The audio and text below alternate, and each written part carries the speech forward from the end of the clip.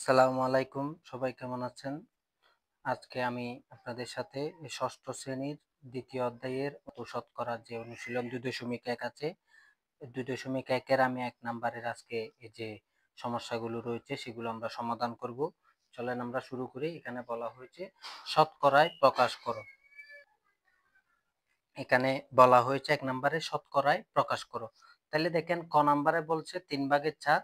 তাহলে আসেন আমরা শতকরা বলতে কি বুঝি? শতকরা বলতে প্রতি 100-তে। শতকরা বলতে কি বুঝি? প্রতি 100-তে হিসাব হয়।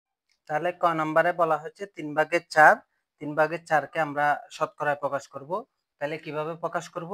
দেখেন শতকরা মানে হচ্ছে 100, 100-তে হিসাব। তাহলে আমরা হরে 100 করতে হবে। কি বলছি? যেভাবে হোক হরকে 100 করতে হবে। তাহলে হরে আছে 4। তাহলে 4 এর সাথে কোন সংখ্যা গুণ দিলে 100 হয়? 25। 25 গুণ দিলে 100 হয়। তাহলে হরের সাথে যা গুণ দিব লবের সাথেও আমরা কি করব? তা গুণ দিব। তাহলে 4 25 100। তাহলে হরে আমাদের 100 হয়ে গেল। লবে 3 25 কত? 75। তাহলে 75/100 যদি হরে 100 হয় উপরেরটাকে আমরা শতকরা লিখতে পারি। তাহলে কত পার্সেন্ট? 75%। আশা করি বুঝতে পেরেছেন। আবার অন্য নিয়মও করা যায়। এই 3/4 কে গুণ 100% দিয়েও করা যাবে, বা 3 এর সাথে 100, 4 এর সাথে 100 গুণ দিয়েও করা যাবে। যে তখন কিভাবে করা যাবে তখন আমরা আসেন খ নাম্বার থেকে আমরা এটা করতে পারবো। দেখেন ক নাম্বারে কি বলা হয়েছে? 7/15। 7/15। তাহলে 7/15 কে আমরা যদি শতকরায় প্রকাশ করি, এখন দেখেন 15 নিচে লিখলাম, 7 উপরে লিখলাম। তাহলে এখন 15 কে এমন কোন সংখ্যা নেই যে গুণ করলে 100 হবে, বা 100 কে যদি স্যার আমরা কেমনে বের করব? তাহলে আমরা কি করব? এই 100 কে 15 দিয়ে ভাগ দিবেন। 100 কে 15 দিয়ে ভাগ দিলে দশমিক আসবে। 6 15 90, 7 15 105। তাইলে 15 নামাতে 100 নাই। তাহলে আমরা কি করব?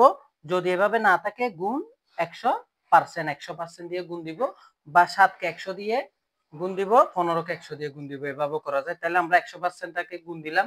তাহলে এখন দেখেন আমরা এটা কাটাকাটি করি, যত যায় লঘিষ্ঠ আকারে যত ছোট করো। 15 কে 5 দিয়ে যাবে, 3 5 এ 15। 100 কেও 5 দিয়ে যাবে, 5 20 100। তাহলে কত আছে? হরে 3। এটা যেহেতু লবের অংশ, 7 এর সাথে 20 গুণ করলে কত? 140। তাহলে 3/140%। তাহলে এটা অপকৃত ভগ্নাংশ। অপকৃত ভগ্নাংশ থাকলে তাকে আমরা মিশ্র ভগ্নাংশে পরিণত করতে হবে। তাহলে কিভাবে করব? 3 দিয়ে 140 কে যদি আমরা এখানে করি, 3 দিয়ে 140 কে যদি আমরা ভাগ দিই, তাহলে কত হবে? 3 4 এ কত? 12।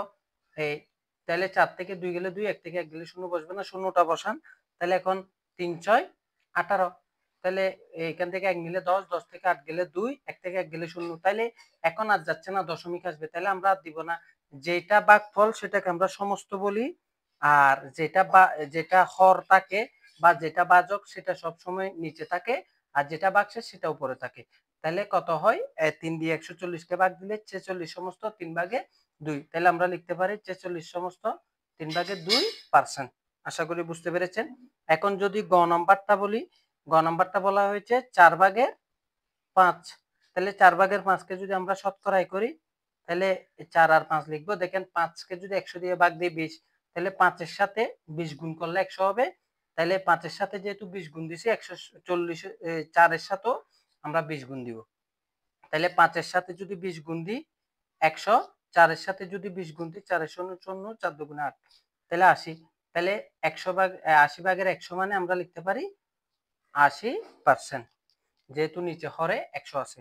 আমরা যদি গ নাম্বারটা করি, গ নাম্বারটা বলা হয়েছে 2 সমস্ত 25/6। এটা যেহেতু মিশ্র ভগ্নাংশ, মিশ্র ভগ্নাংশ থেকে যদি শতকরায় করতে হয় মিশ্র ভগ্নাংশ, আর আমরা জানি ভগ্নাংশের নিয়মে অনেক শিখছি, সেটা হচ্ছে মিশ্র ভগ্নাংশ থাকলে সেটাকে আমরা ভেঙে ফেলবো। তাহলে ভাঙার নিয়ম কি? হরে আর সমস্ত গুণ দিব, সমস্ত আর হরে গুণ দিব, গুণ দিয়ে যে গুণফলটা হবে সেটার সাথে লব যোগ করব, আর হরটা হর থাকে যাবে।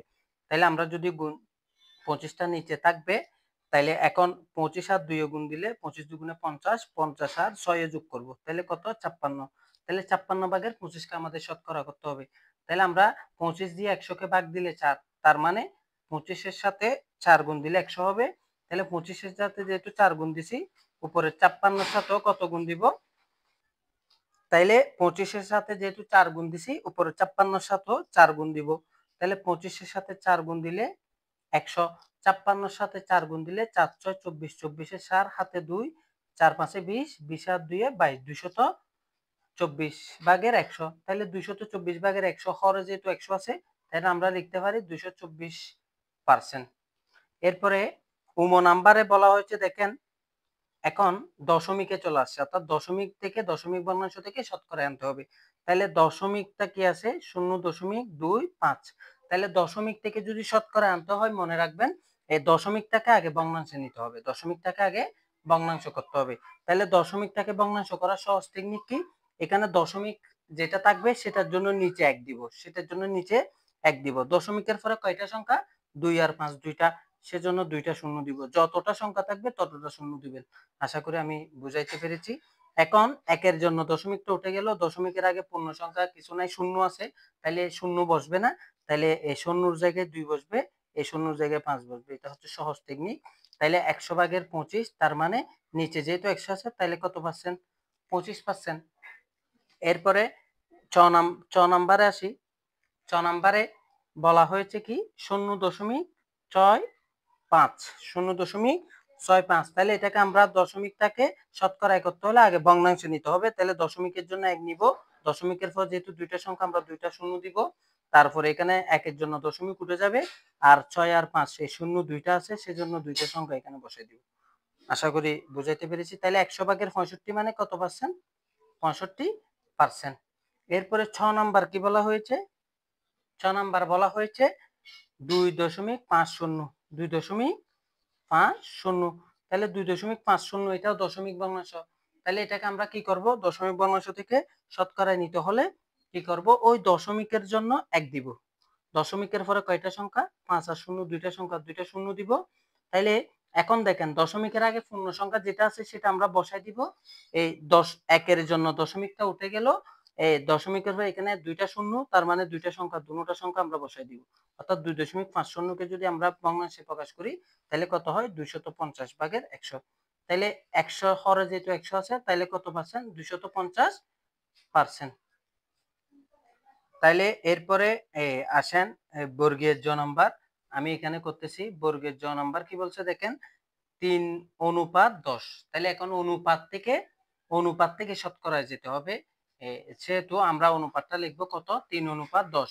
তাহলে আমরা জানি প্রত্যেক অনুপাতই ভগ্নাংশ, প্রত্যেক অনুপাতই ভগ্নাংশ, প্রত্যেক শতকরাও ভগ্নাংশ। তাই শতকরাকে ভগ্নাংশে নেওয়া যাবে অনুপাতকে। তাহলে কিভাবে করব, এটা হচ্ছে পূর্ব রাশি, অনুপাতের আগে যে সংখ্যাটা থাকবে সেটা পূর্ব রাশি, এরপরটা যেতে থাকে সেটা উত্তর রাশি। তাহলে পূর্ব রাশি সবসময় লবে বসে, উত্তর রাশি কোথায় বসে, হরে। অর্থাৎ অনুপাত থেকে শতকরায় করতে হলে আমরা আগে ভগ্নাংশে নিয়ে যাব, আর শতকরা করতে হলে সবসময় ভগ্নাংশে নিয়ে যাব, এটা আপনারা মনে রাখবেন। তাহলে 3:10 কে যদি আমরা শতকরায় করি 3/10, তাহলে এখন এইগুলোর নিয়মে সেম করব।